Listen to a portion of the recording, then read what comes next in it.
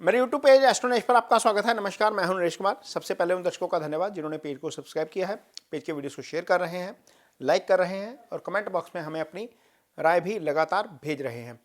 तो दोस्तों बात करेंगे फरवरी महीने के राशिफल की और बात होगी मेष राशि के जातकों की। मेष राशि के जातकों के लिए फरवरी का महीना कैसा रहेगा, कैसी रहेगी उनकी हेल्थ, कैसा रहेगा कारोबार, कैसी रहेगी इनकम, कैसा रहेगा रिलेशनशिप और स्टूडेंट्स के लिए स्टडीज़ कैसी रहेगी, इस पर चर्चा करेंगे। लेकिन सबसे पहले ये बताएंगे कि गोचर किस तरीके से काम करेगा और गोचर का जो फल है वो आपको किस तरीके से मिलेगा। बेसिकली जो मंथली राशिफल होता है वो गोचर की स्थिति के हिसाब से ही होता है। तो आपको ये जो पहली फरवरी की कुंडली नज़र आ रही है, तो चंद्रमा के ऊपर से गुरु का गोचर हो रहा है। चंद्रमा के ऊपर से गुरु का गोचर इसलिए शुभ नहीं माना जाता क्योंकि गुरु 12वें भाव के भी स्वामी होते हैं। जब 12वें भाव का स्वामी गुरु चंद्रमा के ऊपर से गुजरता है तो 12वें भाव के प्रभाव लेके आता है। 12वां भाव शुभ भाव नहीं है, इसलिए चंद्रमा के ऊपर से गुरु का गोचर अच्छा नहीं माना जाता। तो यहाँ पर गुरु का गोचर अच्छा नहीं है, कई मानों में अच्छा नहीं है, कई मानों में अच्छा है, इसको एक्सप्लेन करेंगे। छठे भाव में केतु का गोचर हो रहा है, ये गोचर शुभ है। चंद्रमा भी 1 फरवरी को छठे भाव में, ये भी गोचर शुभ है। मंगल, शुक्र और बुध 9वें भाव से गोचर कर रहे हैं। इनमें से शुक्र का गोचर शुभ है, बुध और मंगल का गोचर शुभ नहीं है। सूर्य 10वें भाव में, ये गोचर शुभ है और 11वें भाव में शनि का गोचर शुभ है और राहु 12वें भाव में शुभ नहीं है। अब यहाँ पर 1 फरवरी को बुध पोजीशन चेंज कर लेंगे, शाम के समय बुध यहाँ पर आ जाएंगे, आपके लिए ये शुभ हो जाएंगे। ये कर्म स्थान है और कर्म के कारक ग्रह भी बुध हैं, ये शुभ होना आपके लिए अच्छा है कर्म के लिहाज से। अब यहाँ पर मंगल अगला गोचर करेंगे 5 फरवरी को, यहाँ पर आकर मंगल दिग्बली हो जाएंगे। हालांकि मंगल का गोचर 3, 6, 11 में अच्छा होता है, लेकिन इसके बावजूद चूंकि मंगल यहां पर आकर दिग्बली हो जाते हैं और सूर्य भी यहां पर आकर दिग्बली हो जाते हैं, ये यहां पर बुध तीसरे ग्रह हैं जो यहां पर आकर बैठ जाएंगे, तो इस लिहाज से ये चीजें अच्छी हो जाएंगी, कुछ ना कुछ आपको उसका बेनिफिट जरूर मिलेगा। और 12 फरवरी को यहां पर आ जाएंगे शुक्र। तो 10वां भाव जो आपके कर्म का भाव है, नौकरी का भाव है, कारोबार का भाव है, किसी भी तरह का कर्म आप 10वें भाव से करते हैं, तो वहां पर 4 ग्रहों का जमावड़ा हो जाना ही अपने आप में एक अच्छी स्थिति है। फरवरी के मिड तक यहां पर 4 ग्रह आ जाएंगे, लेकिन यहां पर 13 फरवरी को सूर्य अलग होंगे और सूर्य आगे निकल जाएंगे, यहां पर शनि के साथ चले जाएंगे। शनि यहां पर वृद्धि भाव के स्वामी हैं, वृद्धि भाव में बैठे हुए हैं, आय भाव के स्वामी है, आय भाव के स्वामी के साथ कर्म भाव का स्वामी जाकर बैठ जाएगा। वहां पर भी आपके लिए ये स्थिति अच्छी हो जाएगी एक तरीके से। कैसे अच्छी होगी ये बताते हैं। तो कर्म स्थान का और आय स्थान का स्वामी दोनों का ही शनि है। शनि चूंकि 11वें भाव में बैठे हैं इसलिए आय के लिहाज से अच्छे हैं। शनि जिस भाव में बैठते हैं उस भाव को मजबूत कर देते हैं, उस लिहाज से शनि की स्थिति अच्छी है। तो यहाँ पर शनि निश्चित तौर पर आपको 11वें के फल जरूर देंगे, 10वें के भी फल देंगे। ये स्थिति आपके लिए अच्छी हो जाएगी। और ज़्यादा अच्छी स्थिति इसलिए है क्योंकि शनि के ऊपर कोई पाप प्रभाव नहीं आ रहा, ना राहु देख पा रहे हैं, ना केतु देख पा रहे हैं, ना मंगल देख पा रहे हैं। सूर्य यहाँ पर साथ में आकर युति कर रहे हैं, सूर्य इसको अस्त भी करेंगे, लेकिन वो कुछ दिन के लिए होगा, वो आपको बताएंगे आगे डिटेल में। एक अलग से वीडियो डालेंगे कि सूर्य अस्त होने की, शनि अस्त होने की जो है वो स्थिति, उसके ऊपर क्या असर पड़ेगा, वो अलग से वीडियो देंगे। लेकिन यहाँ पर शनि चूंकि आय भाव के स्वामी हैं, गुरु यहाँ पर बैठकर भाग्य स्थान को दृष्टि दे रहे हैं, पंचम को दृष्टि दे रहे हैं, सप्तम को दृष्टि दे रहे हैं। तो गुरु ने ये त्रिकोण के भाव 2 और 1 केंद्र का भाव एक्टिव किया हुआ है अपनी दृष्टि से। गुरु की दृष्टि हमेशा अच्छी होती है। इसका मतलब यह है कि फरवरी में जो भी आप काम करेंगे, भाग्य स्थान पर गुरु की दृष्टि है, ये गुरु का अपना भाव है। गुरु इस भाव के कारक भी हैं और स्वामी भी हैं। इस भाव के ऊपर कोई भी पाप ग्रह, ना सूर्य देख रहे हैं, ना शनि देख रहे हैं, ना मंगल देख रहे हैं, ना राहु देख रहे हैं, ना केतु देख रहे हैं।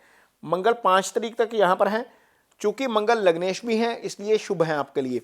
तो यहाँ पर भाग्य आपका साथ देता हुआ नजर आएगा। फरवरी महीने में कोई भी आप काम करेंगे, अटेम्प्ट करेंगे, उसमें आपको निश्चित तौर पर सफलता मिलेगी गुरु की दृष्टि के कारण। ये आपको लगातार यहाँ पर सफलता दिलाने का काम करेगा। मंगल यहाँ पर चूंकि पराक्रम का कारक है, उच्च का होकर 10वें स्थान में, कर्म स्थान में बैठ गया है, इसलिए यहाँ पर वर्क प्लेस पे आपका डोमिनेंस बढ़ेगा, मीन्स कार्य क्षेत्र में आपका प्रभाव बढ़ जाएगा। आप कोई भी कारोबार करेंगे, काम करेंगे, वहां पर आपको एनर्जी जो है वो आपके लिए कुछ ना कुछ आप एक्स्ट्रा फील करेंगे अपने आप में। तो ये चीज़ें कार्यस्थल पर आपको सफलता दिलाएंगी। ये मंगल की यहाँ पर उपस्थिति और 13 फरवरी तक सूर्य की भी यहाँ पर उपस्थिति, यहाँ पर आपको उसका निश्चित तौर पर फायदा देखने को मिलेगा। 2 शुभ ग्रह यहाँ पर शुक्र और बुध भी हैं साथ में, तो वो भी आपको जो है वो अच्छा फल देंगे। बुध यहाँ से अपने भाव से पंचम में बैठे हैं, ये स्थिति भी एक तरीके से अच्छी है। और आपके लिए ये कर्म और आय के लिहाज से फरवरी का महीना काफ़ी अच्छा रहेगा। आगे चलते हैं, आपके लिए पार्टनरशिप यानी कि आपका रिलेशनशिप कैसा रहेगा। तो गुरु चूंकि सप्तम को दृष्टि दे रहे हैं, सप्तम स्थान शादी का स्थान होता है, मैरिटल रिलेशनशिप यहीं से देखा जाता है, तो यहाँ पर गुरु का प्रभाव होने के कारण आपको आपके लिए मैरिटल लाइफ अच्छी रहेगी फरवरी का महीना। शुक्र यहीं पर रहेंगे 12 फरवरी तक, शुक्र की स्थिति ये रहेगी यहाँ पर, और गुरु की दृष्टि इधर भी पड़ेगी, यानी कि सप्तम भी शुक्र के प्रभाव में, सप्तमेश भी गुरु के प्रभाव में। गुरु के प्रभाव में दोनों आ गए। शुक्र शादी के कारक भी हैं, महिलाओं के लिए गुरु हस्बैंड के कारक हैं, तो दोनों का नव पंचम योग बनना कपल्स के लिए यानी कि जो मैरिड लोग हैं उनके लिए एक तरीके से अच्छा है, क्योंकि दोनों ही शुक्र और गुरु दोनों ही शादी के कारक हैं। महिलाओं के लिए हस्बैंड शादी के कारक हैं, जो पुरुषों के लिए शुक्र जो है वो उसके लिए पत्नी के कारक हैं। तो यहाँ पर नव पंचम में आ जाना एक तरीके से अच्छी स्थिति है, ये मैरिटल रिलेशनशिप को अच्छा रखेगी, कॉर्डियल रखेगी। लेकिन हाँ, एक चीज़ थोड़ी सी दिक्कत वाली ज़रूर है, मंगल यहाँ पर आपके राशि को देखेंगे, हालांकि मंगल की ये खुद की राशि है, अपने भाव को देखेंगे, शनि भी यहाँ पर देख रहे हैं। तो इन दो ग्रहों के प्रभाव के कारण, चंद्रमा के ऊपर इन दो ग्रहों के प्रभाव के कारण इनकी फायर नेचर है वो फायरी है, वहाँ पर थोड़ा सा एग्रेशन आ सकता है। खासतौर पर मंगल जब राशि बदलेंगे 5 फरवरी के बाद, तो कोशिश करिएगा कि अपना टेम्परामेंट थोड़ा सा कूल रखिए, अन्यथा कहीं ना कहीं मिसअंडरस्टैंडिंग हो सकती है, ओवर रिएक्शन हो सकता है। ये इतना भारी है, इसके ज़्यादा कुछ नहीं है। लेकिन यदि हम बात करें जो कपल्स हैं जिनकी आपस में कमिटमेंट है, उनके लिए कैसी स्थिति रहेगी, तो उनके लिए अच्छा समय बिताने का आपस में मौका तब आएगा जब चंद्रमा यहाँ से यहाँ पहुँच जाएंगे, और ये स्थिति बनेगी लगभग 13-14 फरवरी के आसपास। अब कुछ लोग बोलेंगे कि उस दिन तो वैलेंटाइन होता है, यही होने जा रहा है, क्योंकि चंद्रमा लगभग 13-14 फरवरी के आसपास यहाँ आएंगे, पंचम को एक्टिव कर देंगे। गुरु यहाँ पर ऑलरेडी देख रहे हैं, तो वो स्थिति उस समय बनेगी। 2 दिन वो ऐसे होंगे, 54 आवर्स के लिए चंद्रमा यहाँ पर रहेंगे। उन 54 आवर्स में कपल को अच्छा समय बिताने का मौका मिलेगा। डिनर जा सकते हैं, ड्राइव पे जा सकते हैं, कहीं आप मूवी जा सकते हैं। ये स्थिति बन रही है मेष राशि के जातकों के लिए लगभग 13-14 फरवरी के आसपास ही, और वही कोइंसिडेंस है कि वो वैलेंटाइन डे के आसपास की स्थिति है। लेकिन चंद्रमा 54 आवर मूव करता है और 54 आवर में ही घूमकर यहाँ पर पहुँचेगा। इस बीच सूर्य भी जो है वो अपने घर को देखना शुरू करेंगे, वो उस भाव को प्रोटेक्शन दे देंगे। तो यहाँ पर स्थिति कपल्स के लिए यह है कि आप अच्छा समय बिता सकते हैं अपने पार्टनर के साथ लगभग 13-14 फरवरी के बाद। उसके बाद चंद्रमा नहीं घूमेगा, यहाँ पर नहीं पहुँचेगा, क्योंकि चंद्रमा जहाँ पर देखते हैं वहाँ पर उस भाव को एक्टिवेट करते हैं। चंद्रमा की एक ही राशि होती है, तो वहाँ पर हो सकता है कि अच्छा समय बिताने का मौका मिले इस राशि के जातकों को। लेकिन इसके साथ ही ये भी जरूर ध्यान रखिएगा कि इस भाव के ऊपर शनि की भी दृष्टि है, मंगल भी देख रहे हैं अष्टम दृष्टि से, तो कुछ कपल्स में आपस में मिसअंडरस्टैंडिंग भी हो सकती है। वहाँ पर हो सकता है कि कहीं ना कहीं कंफ्लिक्ट हो जाए किसी चीज़ को लेकर, डिफरेंस ऑफ ओपिनियन हो जाए किसी चीज़ को लेकर। वहाँ पर तालमेल बनाना अब आपने खुद देखना है कि कैसे वहाँ पर तालमेल की जो है वो तालमेल करेंगे। हालांकि गुरु की दृष्टि है, गुरु बचाने का कार्य करेंगे, तो कन्फ्लिक्ट हो तो कोशिश करिएगा कि तालमेल से चीज़ों को, सिचुएशन को इम्प्रूव करिए। आगे देखते हैं आपकी सेहत कैसी रहेगी। तो सेहत के लिहाज से चीज़ें अच्छी हैं। शुक्र का बुध की राशि में है, केतु छठे भाव में, और बुध शुभ गोचर में है, 1 फरवरी से ही शुभ गोचर में आ जाएंगे। केतु का छठे का गोचर अच्छा होता है, रोग ऋण शत्रु से मुक्ति दिलाने वाला होता है।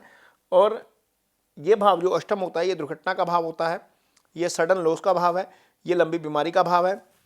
यहाँ पर राहु देख रहे हैं और शनि भी देख रहे हैं, तो ये भाव एक्टिव है। गाड़ी चलाते वक्त ज़रूर जो है वो ध्यान रखने की ज़रूरत पड़ेगी। हालांकि मंगल उच्च के हैं, और जब उच्च के हो जाते हैं तो एग्रेशन ज़्यादा आता है। गाड़ी ना ड्राइविंग तेज़ी से करोगे आप, कोशिश करिएगा कि थोड़ा सा गाड़ी चलाते वक्त सावधानी बरतिए, अन्यथा चोट चपेट का जो भय है वो रहेगा आपको। एक आगे देखते हैं कि आपका स्टडीज़ कैसी है, स्टूडेंट्स की बात करेंगे आगे। तो स्टूडेंट्स के लिहाज से हम देखें तो गुरु चूँकि चंद्रमा के ऊपर से हैं, पंचम को देख रहे हैं, पंचम भाव के कारक भी हैं, पंचम से हायर स्टडीज़ भी आती है। बुध चौथे भाव को देख रहे हैं, यहाँ से भी स्टडीज़ देखते हैं हम, जो स्कूल वाली स्टडीज़ है वो सारी यहीं से आती है। तो बुध की दृष्टि चौथे भाव के ऊपर, गुरु का केंद्रीय प्रभाव चौथे भाव के ऊपर, गुरु की दृष्टि पंचम भाव के ऊपर, तो दोनों ग्रहों का केंद्र में आ जाना एक तरीके से स्टूडेंट्स के लिए अच्छा है।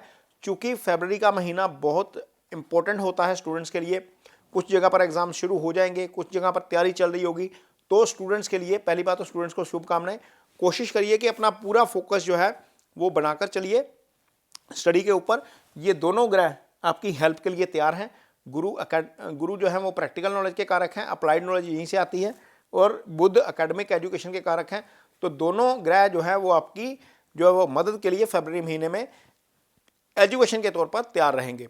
तो ये मेष राशि का राशिफल है फरवरी 2024 के लिए। ये वीडियो आपको कैसा लगा इस पर कमेंट बॉक्स में अपनी राय जरूर दीजिए। यदि वीडियो अच्छा लगे तो उसे शेयर जरूर करिए, पेज को सब्सक्राइब जरूर करिए। इसके साथ ही मुझे दीजिए इजाजत।